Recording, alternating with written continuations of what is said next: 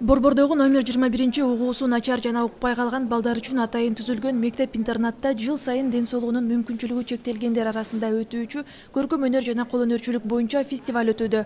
Анда жалпысынан 28 мекеменин тарбиялануучулары катышып, 8 түрдүү номинация боюнча ат салышат. На сегодняшний день проходит у нас в двух направлениях. Бүгүнкү иш-чара эки багыт боюнча көркөм өнөр жана кол өнөрчүлүк. Ошондой эле дине тарбия боюнча таймаштар өтүп, мындагы катышуучулар 7 дубандан келип катышып жатышат. Мэрия бардык балдар үчүн бирдей мүмкүнчүлүктөрдү түзүүгө аракетин жасайт.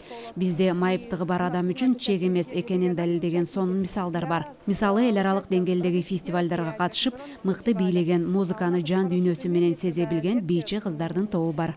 15 жаштагы Актан Чыңгыз Айтматовдун чыгармаларынан таасирленип, повесттер боюнча мыкты панно сүрөттөрдү тарткан. Жаш сүрөтчү ага көзүнүн начар көрүүсү тоскоолдук жаратпаганын айтып, жыл башында Москвада өткөн майыптыгы бар сүрөтчүлөр арасындагы эл аралык сынакта өз өнөрүн тартуулап келгенин кубаныч менен билдирди.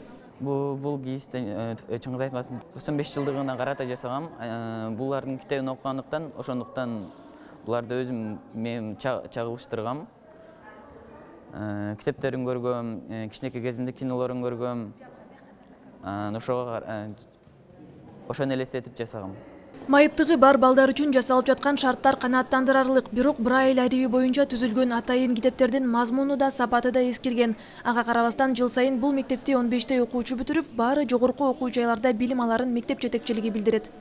В нашей школе обучается 294 ребенка. Биздин мектепте 254 окуучу тарбия алып келет. Мында бардык аймактардан келген балдар окушат. Анткени бул мектеп өлкө боюнча чала уккан жана укпай калган балдар үчүн атайын түзүлгөн жалгыз мектеп. Албетте, бардык мектептерде өтүлүүчү программа боюнча сабактар болот. Бирок балдардын 1-класска чейин ымдоо жана жаңсоо жөндөмдөрү калыптанбаганы окутуу процессинде оорчулуктарды жаратат. Көркөм өнөр жана кол өнөрчүлүк боюнча фестивалдын жыйынтыктары 20 ноябрда чыгып, жеңүүчүлөрдү сыйлоо Аземи Токтогул Сатылганов атындагы филармонияда өтөт. Эске салсак, дүйнөдө майыптыгы бар адамдардын күнү 3 декабрда белгиленет. Батма Искандарова, Алмаз Нурманбетов, Ала Тоо 24.